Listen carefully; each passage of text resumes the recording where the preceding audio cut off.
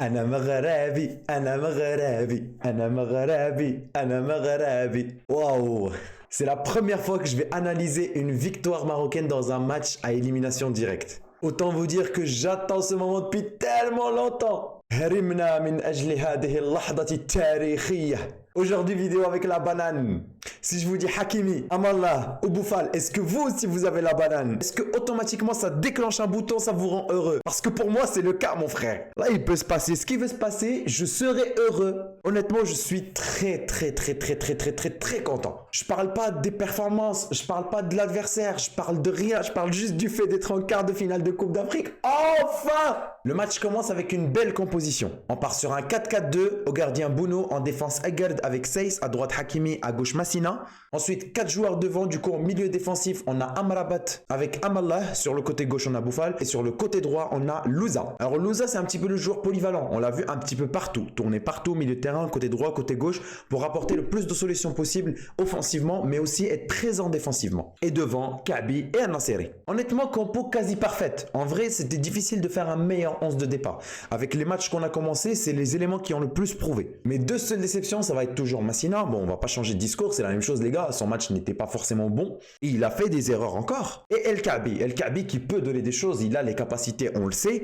Mais là, sur ce match, il était vraiment transparent. Et Vaïd a très bien réagi les gars quand il l'a remplacé à la 60e minute. Honnêtement, il fallait vite couper ça pour qu'on aille chercher le but. Parce que offensivement, El Kaabi, il dormait. Et même, vous avez vu les gars, il était vraiment en train de râler parce qu'il voulait pas se faire remplacer.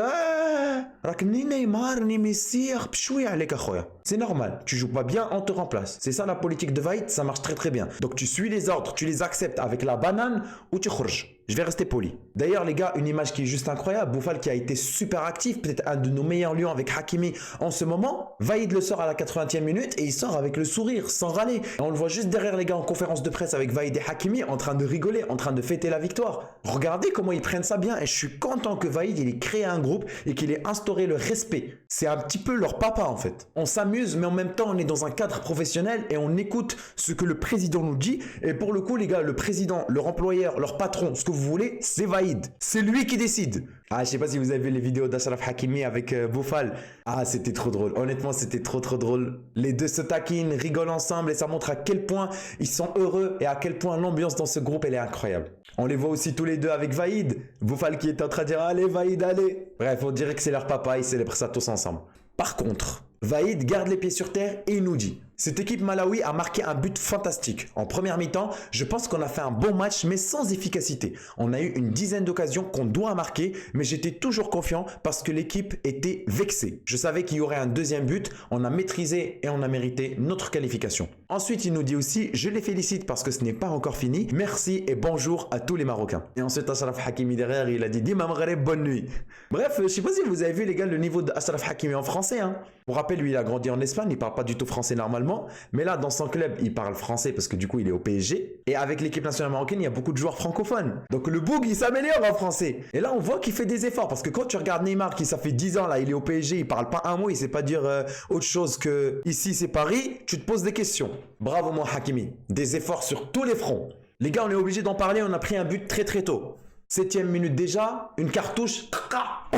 Ah, il faut le dire, c'est une vraiment belle réussite pour le Malawi. C'est pas un but que tu vas marquer sur n'importe quel match et ça serait certainement un des meilleurs buts de la compétition. Erreur de placement de Bouno ou pas, à vous de me dire. Pour moi, la défense ne pouvait pas forcément faire grand chose. On a essayé de couvrir comme on a pu le joueur. Mais moi, j'en veux pas forcément à Bouno. Je lui en voudrais plus pour la sortie, les gars, sur un centre en première mi-temps. Quand on perdait encore à 1-0, je sais pas si vous en rappelez. Mais là, ça aurait pu nous coûter le match. Bon, Massina, les gars, il a pas le niveau de l'équipe nationale marocaine, qu'on se le dise. C'est la vérité. À un moment, les gars, on voit Louza temporiser. Voilà, les gars, il essaye de garder la balle au pied. Il veut pas se projeter, juste balancer la balle devant et revient sur Massina. Massina qui doit poser la balle tranquillement et essayer de la jouer. Il fait quoi? Il la dégage loin. Hicham Akhoya. Alors qu'il y avait Naïf Agad juste à côté de lui, il pouvait jouer la balle. Il y avait Sofiane Amrabat pas loin qu'il aurait pu trouver en cassant une petite ligne. Non, lui, il veut complètement changer d'aile. Khona, il s'est pris pour Ben Atia. C'est vrai que Ben Atia, c'était son fort. Hein. Les ballons comme ça aériens. Les gars, je vous le rappelle ou pas? Le petit but contre la Côte d'Ivoire. 3e journée de phase de groupe en Coupe d'Afrique 2019. Ben Atia qui change complètement d'aile. Contrôle de Amrabat, dribble, il amène Nasseri. Nasseri,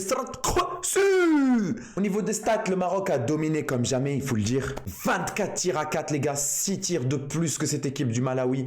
10 tirs cadrés à 2 uniquement pour le Malawi, les gars, et 75% de possession. On était les seuls à jouer dans ce match. Le Malawi n'a presque rien fait. Et vraiment, zéro cadeau. C'est ça la mentalité qu'il faut avoir. On ne laisse pas la balle à l'adversaire. Et même si on marque, même si on prend l'avantage, on continue à pousser. On essaye de gagner. On essaye de gagner avec la manière et en plus en marquant toujours plus. Je veux pas voir une équipe marocaine qui marque un but et qui revient à 11 derrière. C'est pas ce que j'ai envie de voir. Et ça peut nous porter préjudice. Ça dépendra aussi de l'adversaire, etc. Mais cette équipe nationale marocaine a la possibilité de faire très très mal dans son jeu. Et on le voit, balle au pied, on est imparable. Ça m'attriste toujours les gars qu'on n'arrive pas vraiment à marquer un but d'une vraie action collective. On a les occasions pour, on n'arrive pas à concrétiser malheureusement. Et la plupart de nos buts, ça vient de centre, tête ou sinon un coup franc, etc. Bref, toujours quelques lacunes dans le dernier geste, mais ça va s'améliorer les gars avec le temps. Aujourd'hui, cette équipe, elle est très sérieuse. Cette équipe, vous pouvez me dire, elle ne rassure pas sur le jeu. Mais les gars, pendant longtemps, on rassurait sur le jeu. La manière on l'avait, mais on ne se qualifiait pas. Les matchs, on les gagnait pas. Les 3 pas, on les avait pas. Donc honnêtement les gars, si on chope et on trouve un moyen les gars d'avoir quand même 24 tirs, vous vous rendez compte? De gagner et d'assurer la qualification, je prends. Il faut bosser la finition les gars, c'est quelque chose de super important. Il faut aussi bosser les pénaux, ça pourrait arriver. Il faut qu'on soit prêt. De toute façon, nous le savons, nous ne pouvons que nous améliorer. Même si on sort, demain en quart de finale on sort, sachez qu'on a construit un groupe, on a construit une équipe et qu'on va aller Inch'Allah loin. Il faut voir loin les gars, il faut voir un projet sur 2-3 ans. Il ne faut pas voir là juste maintenant cette compétition de tout de suite, qui semble être très très bien entamée pour le moment. Il y aura toujours quelque chose à améliorer les gars. Aucune équipe n'est parfaite. Une équipe peut juste être meilleure que tous les autres d'un championnat ou bien gérer une compétition. Et aujourd'hui, c'est ce que je veux que le Maroc fasse. Je veux pas que le Maroc soit la meilleure équipe du monde. Ça ne sert à rien. Il faut juste qu'on gère le mieux possible notre match et qu'on soit meilleur que les autres sur les 90 minutes. C'est des hommes, nous sommes des hommes, ils rentrent chez eux, ils font caca, on rentre chez nous, on fait caca, on est tous pareils. Grosse dédicace à Hakimi. Mais le but, il est magnifique.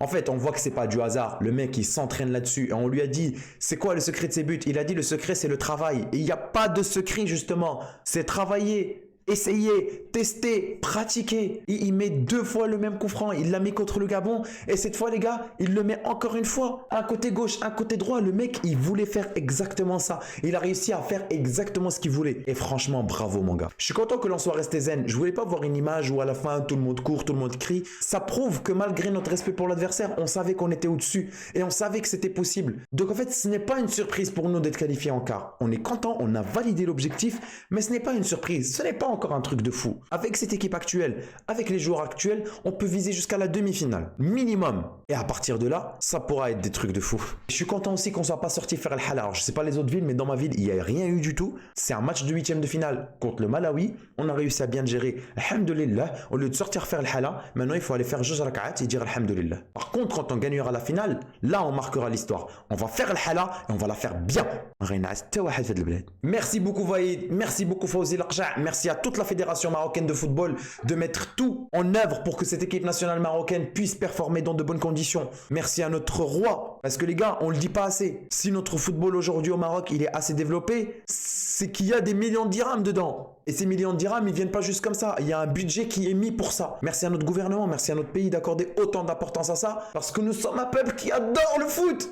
Merci beaucoup au peuple et à tous ceux qui ont encouragé. Merci aussi aux Algériens et aux Tunisiens qui étaient avec nous pendant tout le match. Merci aux guerriers qui se sont battus pendant 4 matchs de suite et qui ont réussi à décrocher le résultat. Bref, merci à cette belle nation dont je suis très très fier, encore plus aujourd'hui, fier d'être un enfant de Bledi.